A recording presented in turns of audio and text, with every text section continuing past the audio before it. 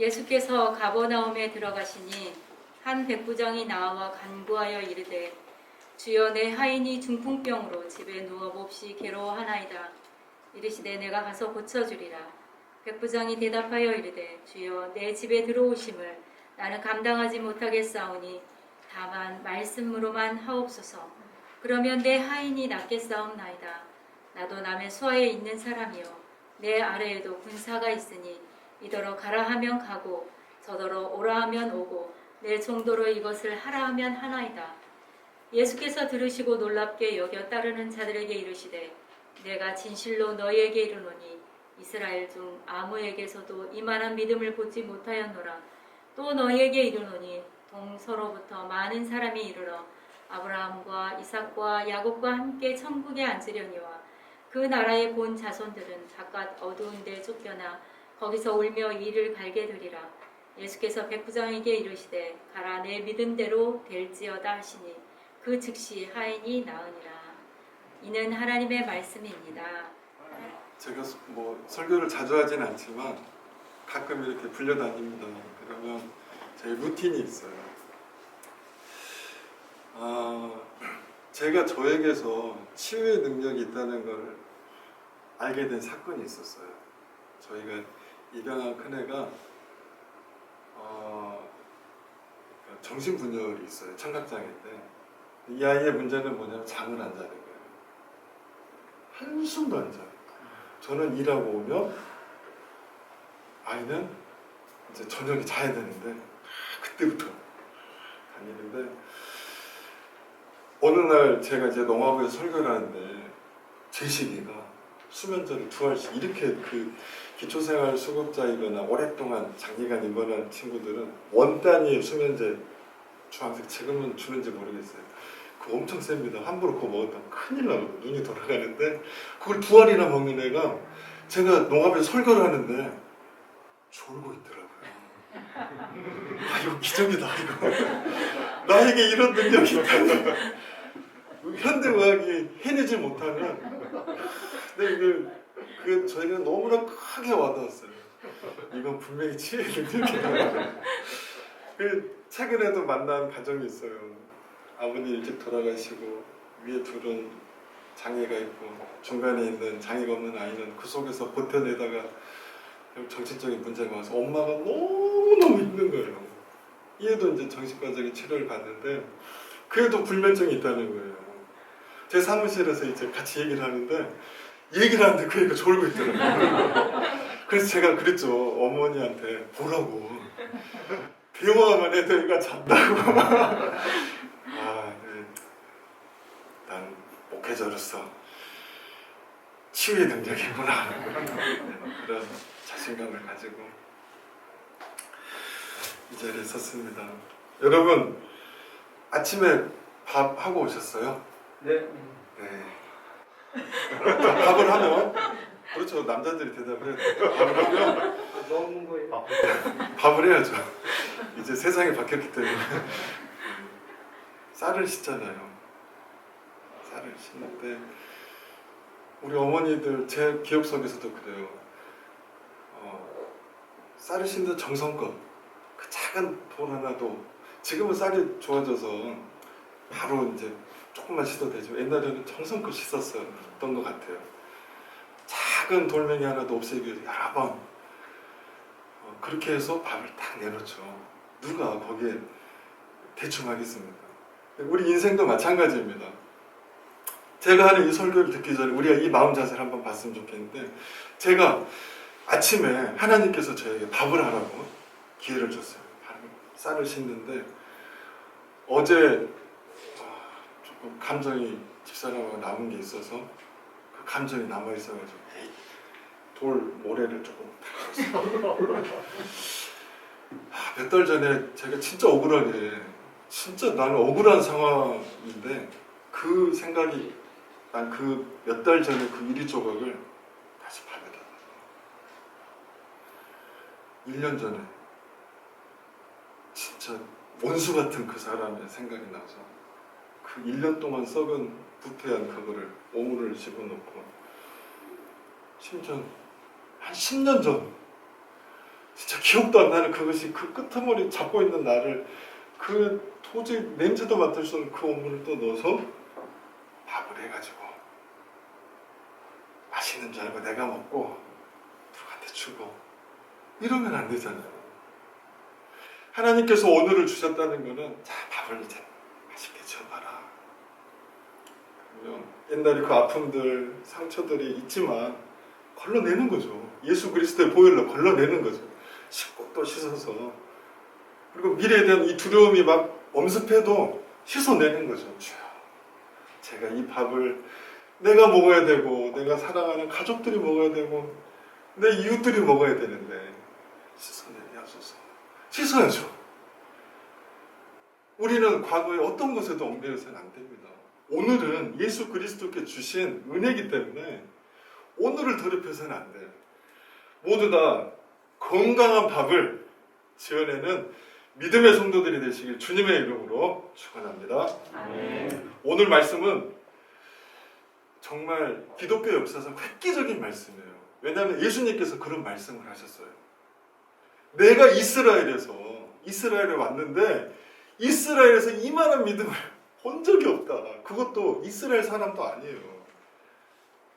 주 이스라엘 제사장이나 뭐 사두개인 뭐 율법학자도 아니에요. 로마의 백부장 군인이죠, 군인. 근데 저도 뭐 주석을 보니까 그 사람은 뭐 하사관 같은 그런 직책인데 더 이상 진급은 안 되고 뭐 그런 말들이 있더라고요. 그래서 쏙쏙 이해가 됐어요. 아, 백부장이라는 이 직책은 굉장히 독특하구나. 그 지역에서 오래 자랐고 발탁됐고 더 이상 진급은 안 되는데 평판은 좋고. 그래서 오늘 나오는 가버나움의 백부장도 참 믿음이 좋은 사람이고 사도행전에 나오는 고넬료라는 사람도 백부장입니다. 아주 믿음이 좋은 사람이에요. 그리고 사도 바울을 호송하는 그 율리오라는 백부장도 아주 믿음이 좋은 사람이었어요. 사도 바울을 끝까지 지켰죠. 하여튼 이 백부장이라는 이 직업 자체가 그냥 독특했던 것 같아요. 근데 뭐 그것보다 더 중요한 거는 이 백부장의 행동을 통해 언행을 통해 예수님이 우리에게 아주 놀라운 비밀을 하나 알려주셨어요.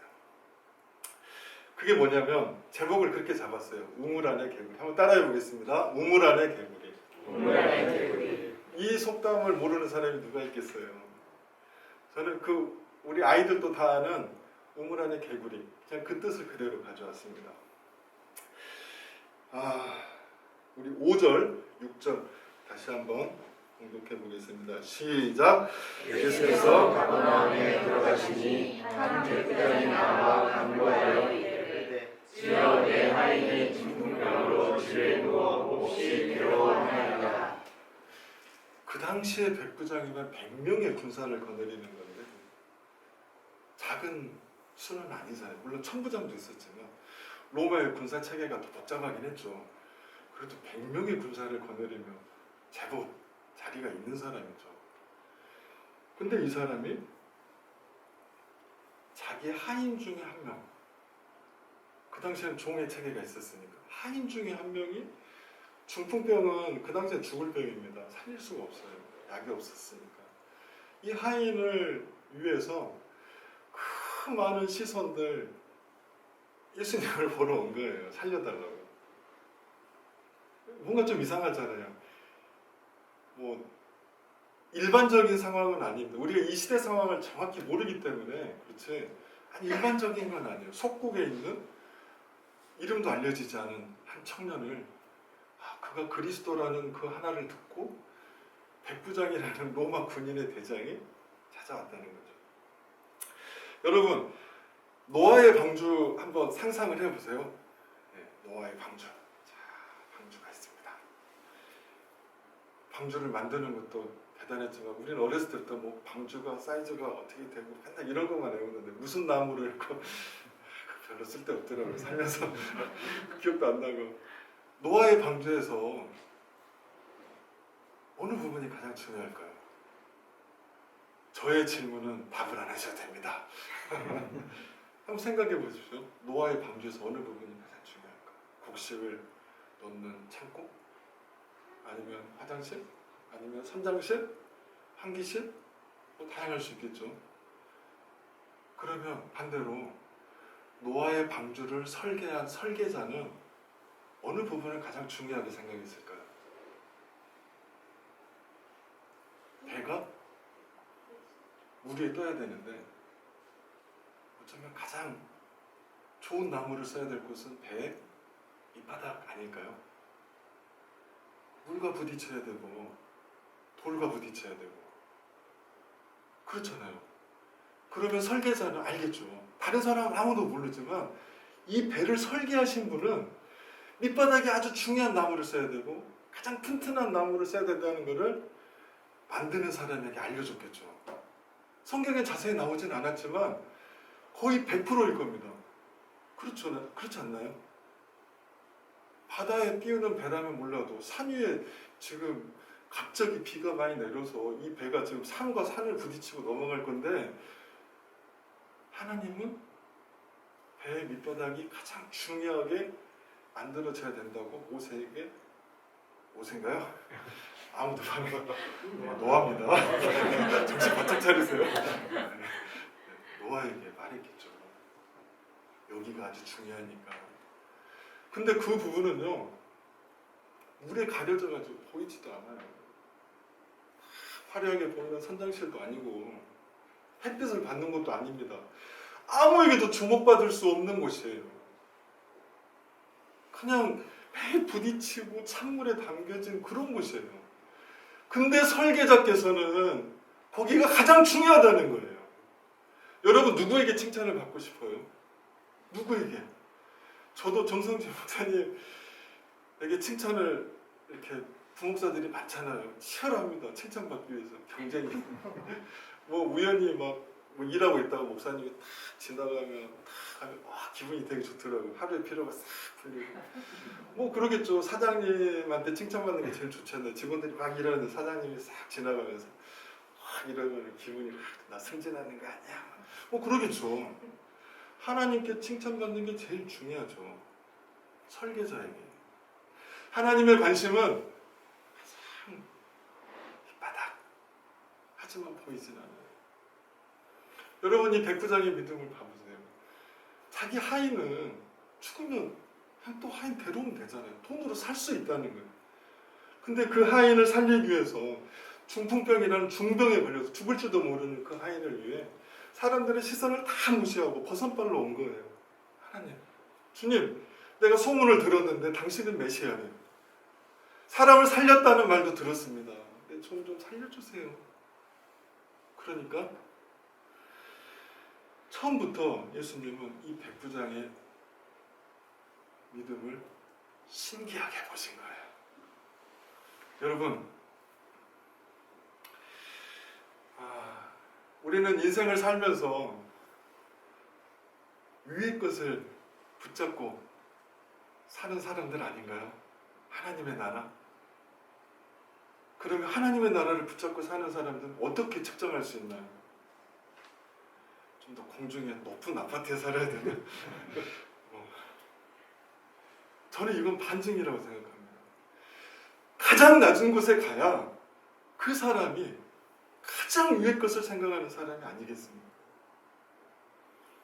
그것을 어떻게 저도 설명해야 될지 모르겠습니다. 하지만 하나님께서 우리에게 분명히 기회를 주실 거예요. 이 사람을 네가 만나야 되겠다. 이 삶에서 누군가에 영향을 줄 수 있을 거야. 그래서 어쩌면 우리 인생을 가끔은 확 끌어내리기도 합니다.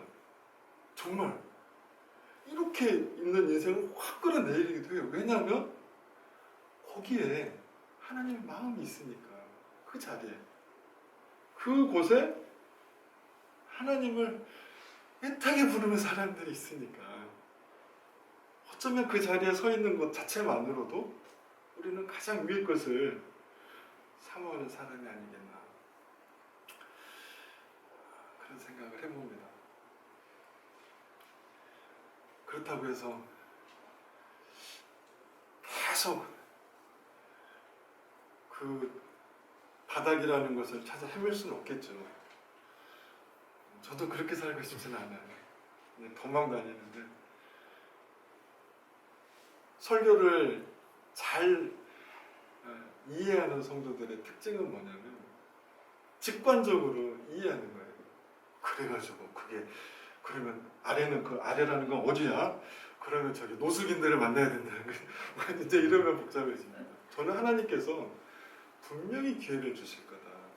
우리의 마음을 낮추시는 이유가 있을 거다. 계속 아래로 흘러가게 하는 이유가 있으실 거다는 것을 이 백부장의 믿음을 통해 들여다봅니다. 예수님은 백부장의 믿음을 칭찬한 그 이면은 어쩌면 이 사람이 나도 그렇게 하려고 했는데 이 친구도 그렇게 하네? 뭔가 동질감을 느끼지 않았을까? 예수님이 십자가를 지신 거는요, 우리 대부분 십자가가 이렇게 달려있죠. 사람이 처형하는 십자가거든요. 저게 매다는 거예요. 잔인한 형벌입니다. 그 자체가 치욕스럽고, 그래서 그 당시에 그 중동의 문화에서는 십자가에 달렸다는 거는 뭐 가문의 수치예요. 정말 수치 중에 수치예요. 근처도 안 가려고 했어요. 십자가를 대신 지는 거는 상상할 수도 없는 거예요. 하여튼 예수님이 십자가에 달린다는 거는 정말 상상할 수 없는 일인데, 이 십자가는 잘 생각해 보면 하나님과 우리의 관계, 끊어진 이 사이에 다리와 같은 거죠. 예수님은 물과 피를 다 쏟으셨다는 이 상징적인 문구 속에는 다리가 되셨다.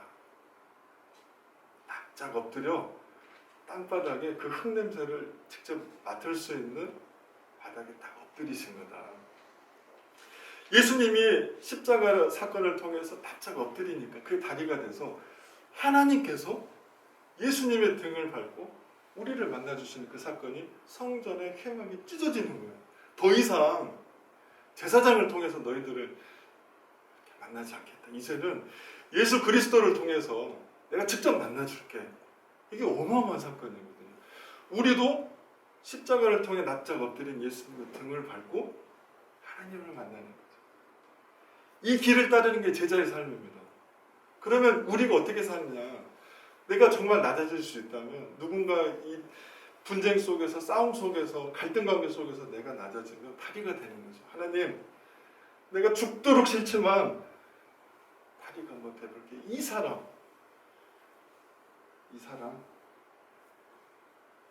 예수님을 만날 수 있게 제가 엎드리겠습니다. 그럼 예수님께서 제 엎드린 등을 밟고 이 사람을 만나주시고, 보기만 해도 화나는데 이 사람이 내 등을 밟고 예수님을 만나면 어떻게 되는지를 다시 한번 나중에 고민해 보겠습니다. 그럼 다음 주에도 설교할 수 있는 건가요? 여러분, 십자가를 예수의 제자가 된다는 거는 다리가 되는 거예요. 다른 다 필요 없습니다. 뭐 복잡하게 뭐 조직신앙 뭐 다 필요 없어요. 그냥 간단한 거예요. 낮아지는 거죠. 내가 더 많이 알고 더 많이 가지고 있고 더 많이 경험했지만 다 내려놓고 예수님을 본받아 다리가 돼주는 거예요. 그래, 네가 예수를 만나면 된다. 우리 7절 같이 한번 공독해 보겠습니다. 시작. 이르시되 내가 가서 고쳐주리라. 우리가 이 말씀을 놓치진 않았나 생각이 듭니다.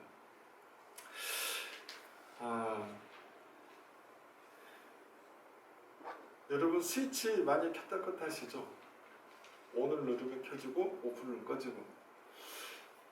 대부분의 많은 신학자들이 3차원의 세계와 4차원의 세계, 육신, 세상과 영적인 세계가 있다, 이런 말을 많이 합니다. 그리고 성경에서도 아주 오래된 기록 안에서도 예를 들면 아말렉이라는 족속과 싸울 때 모세의 손이 올라가면 여호수아가 이끄는 군대가 이겼고, 너무 피곤해 손이 내려가면 아말렉 장군이 이끄는 군대가 또 이기고, 뭐 이런 내용이 나오는 거예요. 심지어는 뭐 에베소서에 보면 우리의 씨름은 혈과 육에 대한 것이 아니다, 세상의 주관자, 어둠의 권세들이다, 이런 흐름들이 있어요. 영적인 세계가 있다는 거죠. 전 100% 동의합니다. 근데 그것을 어떻게 펼칠 수 있는 방법은 아직은 없는 것 같아요. 근데 다 알고는 있어요. 근데 의외로 이제 쉽게 좀 접근해 보면 우리 아이들도 알 수 있게, 여러분 우리 말이라는 게 우리 마음 속에서 우러나오는 거잖아요. 말이 거칠면 속이 지금 아프다는 거거든요. 근데 말이 너무 젠틀하고 너무 좋더라고요. 그런 분들을 만나면 속이 깨끗하다는 거예요. 마음 속에 있는 게 말로 나오죠. 표정으로 나오고. 근데 원래 원판이 그렇게 인상 험하고 뭐 해도 속에서 좋은 말이 나오면 너무 좋더라고요. 근데 너무너무 아름다우시고 해도 무서운 분들이 있어요. 제가 누구라고 말을 못하겠어요. 근데 드라마에서도 많이 봤고, 가끔은 드라마가 막 현실 같기도 해요. 집에서도 보이는 것 같기도 하고. 하여튼 이 속에 무언가가 있다. 이거는 다 동의할 거예요. 그러니까 이 스위치를 우리가 잘 껐다 켰다 해야 되는데, 사실은 영적인 부분이 먼저인 거는 우리가 좀 동의하고 가야 돼요. 하나님 앞에 서지 못하면, 예를 들면 이런 겁니다. 한여름에, 저 지금도 모기가 있더라고요. 한여름에 모기장, 더우니까 모기장을 방충망을 해놨는데 갑자기 불 켜진 상태에서 방충망을 확 열었다고 생각해 보세요. 그럼 어떻게 되죠? 참사가 일어납니다. 정말 온 동네 벌레들이 다 들어오고 모기 다 들어오겠죠.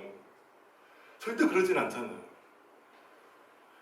저희 집에서 가끔 있었어요. 제시기도 열고 뭐 얘들이 막 열기도 하는데 보통은 그러지 않죠.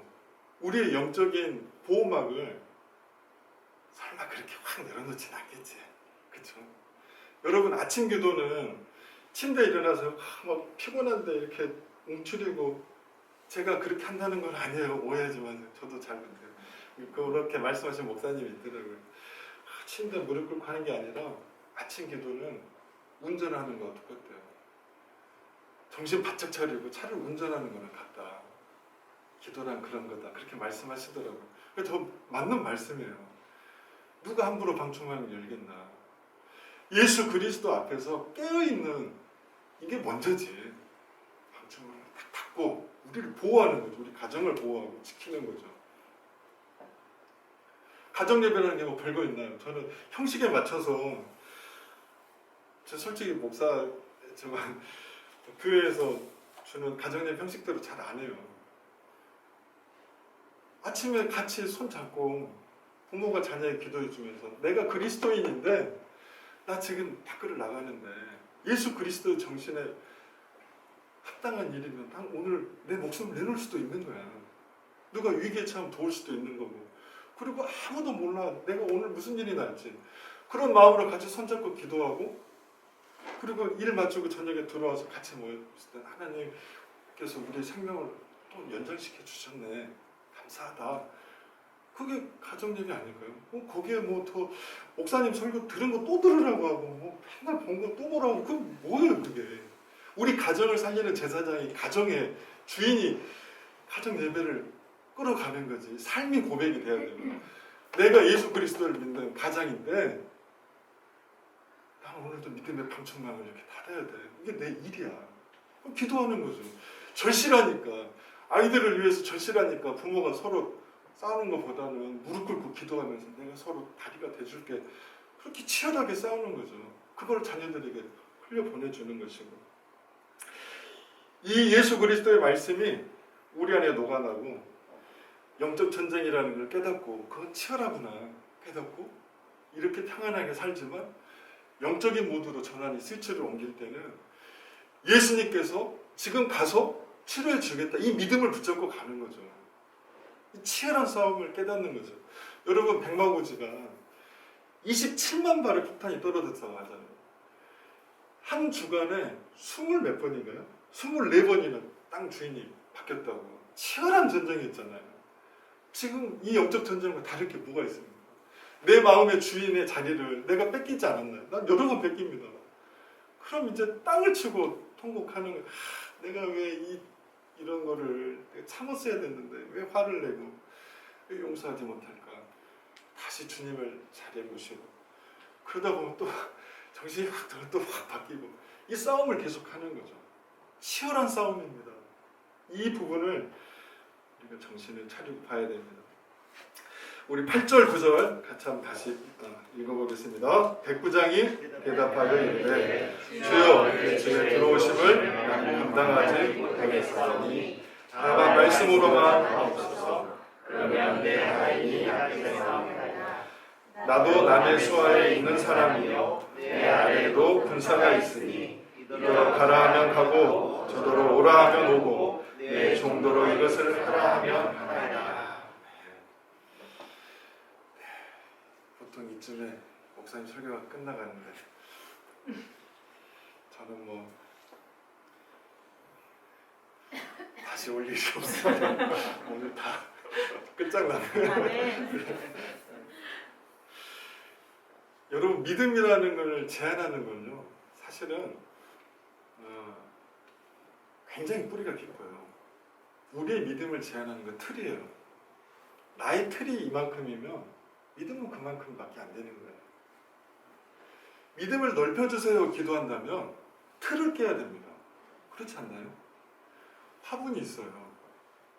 우리 아이가 있는데 아이는 화분에서 자라는 게 맞죠. 부모의 돌봄을 통해 물을 주고 햇볕이 난 대로 화분을 옮겨주고 필요할 때 물 달라면 물 주고 당연하죠.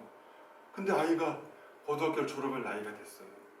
제법 나무가 무성합니다. 그래도 계속 화분을 키워요. 그러면 안 되죠. 어떻게 해야 됩니까? 그 아이가 스스로 자기 손에 망치를 들고 스스로 망치를 깨고 이 넓은 대지에 뿌리를 내리게 해줘야죠. 옆에서 깨주면 죽어요. 이건 다큐멘터리에서 많이 보셨잖아요. 동물의 왕국 다 봤잖아요. 아니, 스스로 알을 깨주면 죽습니다. 우리의 역할이죠. 내가 스스로 깨야죠. 난 믿음이 왜 이 정도밖에 안 되지? 깨닫고 이건 틀의 문제야. 이 틀을 깨는 거죠. 화분을 깨는 거죠. 그리고 지금까지는 남이 주는 물 마시고 남이 주는 빛 받았다면 이제부터는 이 넓은 대지에 뿌리를 내려서 저 밑에 있는 지하수까지 뿌리를 내리기 위해서 기도하는 거죠. 보이지 않는 영적 세계를 간구하면서 뿌리를 내리는 거죠. 뿌리는 보이지 않으니까. 그 뿌리가 사람을 살리는 거죠. 하나님을 향한 열정이 저 밑에 지하수까지 내려가게 하는 거고 그 새벽에 찬 이슬을 참아야죠. 외로움을 버텨야 됩니다. 왜 하나님은 나를 살려주지 않나요? 왜 물을 주시지 않나요? 이런 절망 속에서도 버티는 거죠. 한낮에 그 뜨거운 태양을 인내해야죠. 많은 믿음의 선배들이 그렇게 했던 것처럼 넓은 대지에 뿌리를 내리는 거죠. 얼마나 더 클지는 아무도 모르는 거예요. 아무도 모르는 겁니다. 그 나무가 얼마나 클지. 믿음을 제한하는 건 틀입니다. 깨야죠. 우리 자녀들에게도 이걸 가르쳐야 됩니다. 우리도 마찬가지로. 이 백부장의 8절 9절 보면 정말 기적과 같은 얘기를 하면 나도 남의 밑에 있고 내 밑에도 사람이 있는데 내가 가라고 하면 가고 오라고 하면 옵니다. 예수님께서 그냥 말씀으로만 창조주 하나님께서 말씀으로 세상을 창조하셨잖아요. 말씀으로만 명령하시면 저희 하인이 나을 것 같아요. 나을 걸 믿습니다. 이렇게 고백한 거예요. 예수님이 깜짝 놀라신 거예요. 아니 이게 뭐지? 그 믿음 하나님을 따르겠다고 작심한 제사장들한테도 들어보지 못한 말인데 어마어마한 얘기를 한 거죠. 우리도 그랬으면 좋겠어요. 여러분 자녀에게 뭘 물려주시겠습니까? 자녀에게 무엇을? 이 넓은 대지에 뿌리를 내리라고 하는 게 매정한 게 아닙니다. 우리도 마찬가지입니다. 하나님 앞에서 진정한 독립, 자립심이죠. 거기서부터 시작하는 거예요. 하나님 앞에서. 이렇게 군중 심리로 여럿이 함께하는 거는 그건 아니에요. 1대1로 하나님 앞에서 보이지 않는 뿌리를 내리는 거예요. 뿌리를 내리는 거예요. 우리 10절 같이 한번 보겠습니다. 시작. 예수께서 들으시고 놀랍게 여겨 따르는 자들에게 이르시되 내가 진실로 너희에게 이르노니 이스라엘 중 아무에게서도 이만한 믿음을 보지 못하였노라. 저는 이게 믿음의 지속 가능성이라고 보는데요. 우리 어른들은 경험했을 것 같아요. 두더지 게임 아세요?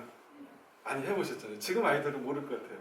이렇게 망치 하나 들고 두더지가 푹 올라오면 팡 때리고 팡 때리고 1단계는 쉬운 게 2단계는 좀 더 빨라집니다. 어디서 나올지도 모르고 막 그 재밌는 게임이에요. 아시는 분들은 놀러 다녔다. 보통 유원지에 많이 있었는데 네, 하여튼 신앙의 원리도 저는 똑같다고 봐요. 여러분 살다가 아무 이유도 없이 갑자기 부정적인 생각이 확 올라와요. 네가 뭘 하겠어? 이게 되겠어? 그럴 때 어떻게 하세요? 그래 맞아 이게 될까? 나 원래 이것밖에 안 되는데. 그럴 때 하나님께서 주신 그 은혜의 망치, 우리 인생을 여기까지 인도하신 그 은혜의 망치를 들고 두더지 게임을 시작하는 거죠. 에이 들어가. 주님의 은혜가 얼마나 큰데. 야 너는 뭘 할 수 있겠냐? 뭘 못해. 뭐 이렇게 게임을 하는 거죠. 또 그런 마음이 들면 예수 그리스도의 은혜의 망치 또 때리고. 정말 재밌는 건 1단계는 쉽습니다. 1단계가 완료되면 인생이 끝날 것 같지만 진짜 무서운 2단계가 옵니다. 더 무서워요. 언제 무슨 일이 발생되면 더 나쁜 생각이 막 들 수도 있어요. 내가 저 인간하고 살아야 되나? 막 그러고 살아야지. 너라도 데리고 살아. 그렇게 하는 거죠. 내가 저 인간을 어떻게 할까? 예수 그리스도의 십자가 다리가 돼야지. 믿음의 지속 가능성은 이렇게 부정적인 생각을 예수 그리스도로 계속 불태우는 거예요. 이렇게 할 때 예수님께서 말씀하신 내가 이런 믿음을 못 봤다. 이 칭찬을 받아야죠. 여러분 이 칭찬을 받기 위해서는 우리가 강해져야 됩니다. 끊임없이 싸우는 이 속에서 이 믿음의 은혜의 방체를 놓치면 안 됩니다. 포기하지 말고 그 생각이 들 때마다 바로바로 정말 그 최고의 발명품이 전기 모기채더라고요. 소리도 정말 쾌감을 주는 밤새 막 괴롭히는 모기를 타닥 쳤는데 저희 아이들이 너무 좋아해요. 근데 할머니 집에 그 모기채, 전기 모기채는 기절만 시켜요. 신기하더라고요. 좀 이따 다시 살아나요. 그 소리도 안 나. 애들이 그걸 싫어하고 우리 집에 있는 거 파파파파 하는 거. 여러분 이 은혜의 망치를 절대로 놓지 마세요. 하나님의 은혜의 망치. 하나님의 은혜. 하나님의 은혜. 우리 손에 들려 있습니다. 그게 없는 사람은 아무도 없어요. 하나님의 은혜가 없이 어떻게 여기까지 와요? 그 은혜의 망치를 붙잡아야죠. 절대로 무너지지 않아요. 주님께서 이 손을 아직 놓지 않으셨기 때문에 무너질 수가 없는 거예요. 우리를 너무 우물 안에서 약하게 우리가 우리 스스로를 본 거예요. 딱 이것밖에 안 되는 천만의 말씀. 사단이 그게 제일 무서울 거예요. 우리가 우물 밖으로 나갈까 봐. 우리는 예수 그리스도 안에서 그런 존재입니다. 은혜의 망치를 붙잡고 나아갈 때 절대로 지지 않습니다. 혹시라도 설교를 다 잊어버린다면 저는 잊어버릴 거라고 생각했지만 두더지 게임은 다른 거는 뭐 노아의 방주, 뭐 화분 괜찮아요. 다 놓쳐도 돼요. 이것만은 놓치지 마세요. 불쑥불쑥 사단은 우리를 흔들겠죠. 그래서 죽을 때까지 이 게임을 하지 않을까요? 그래 난 인생이 소풍이라는 사람도 있는데 난 인생이 게임이야. 난 즐겁게 살 거야. 그런 생각이 들 때마다 오늘도 게임을 신나게 한번 해볼까? 그런 마음을 가졌으면 좋겠습니다. 우리 11절 12절 마지막 절 같이 한번 보겠습니다. 너희에게 보니 동서로부터 많은 사람이 이르러 아브라함과 이삭과 야곱과 함께 천국에 앉으려니 그 나라에 본 자손들은 각각 어두운 데 쫓겨나 거기서 울며 이를 갈되 13절 예수께서 백부장에게 이르되 내 믿음으로 하시니 그 즉시 하인이 나으리라. 베데스다 연못가에 한 어떤 사람이 나옵니다. 성경에는 간단하게 기록되어 있어요. 38년 된 병자다. 근데 이 사람이 어떻게 그렇게 기적의 우물이 있었나 봐요. 가장 우물과 가까이 있었던 사람이에요. 근데 자기가 손과 발을 움직일 수 없어서 항상 다른 사람이 먼저 간 거예요. 언제 우물이 동하는지 아무도 몰라요. 근데 성경의 기록을 유추해보면 가장 가까이 있었던 사람일 것 같아요. 38년 동안 조금씩 움직여서 바로 우물 코앞에 있었겠죠. 정말 누구보다도 가까이 있었겠죠. 근데 이분은 한 번도 들어가지 못해요.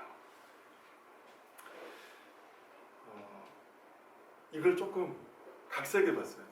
38년 동안 교회를 다니는데 가장 교회에 가까이 있는데 가장 코앞에 있고 가장 열심인데 손과 발이 움직이지. 제 모습을 본 거예요. 어떻게 해야 되나? 내가 왜 하나님의 은혜를 경험하지 못하고 나도 이렇게 살까? 여러분, 여러분의 손과 발이 하나님께서 쓰시는 손과 발이 돼야 됩니다. 언제까지 이걸 꽁꽁 묶어놓고 머리로만 안 돼요. 말씀을 듣고 그 삶을 적용하는 거예요. 묶여있는 쇠사슬을 풀고 발에 있는 착고를 풀고 예수 그리스도 용사로 성경에 나와 있는 인물들처럼 사는 거죠. 뭐 세상적으로는 뭐 얼마나 뭐 그렇게 하나님은 그걸 보시는 건 아니거든. 그리고 그게 뭐 좋고 나쁜 것도 아니에요. 중요한 거는 그 사람이 하나님 앞에서 그렇게 사느냐. 하나님께서 그걸 보시겠죠. 이 사람은 결국 예수님을 만나고 단 몇 분 만에 해결이 됩니다. 인생의 38년 된 이 인생의 문제, 답이 우물에 있는 게 아니라는 걸 깨닫고 바로 해결이 돼요. 그 자리에서 자기가 38년 동안 깔아놨던 그 이불을 가지고 갑니다. 예수님을 만나니까. 여러분, 우리 자녀들에게 예수님을 만날 수 있게 내가 납작 엎드려야죠. 우리 이웃에게 내 가장 사랑하는 배우자를 예수님을 만날 수 있게 내가 납작 엎드려야죠. 예수님을 만나면 해결이 되는 거예요. 결국은 성경의 모든 내용이 예수님을 만나면 되더라. 복잡한 게 아닙니다. 그렇게 하기 위해서 우리가 중간 역할을 하는 거죠. 그래서 매일 설거지를 다 하시죠, 남자분들.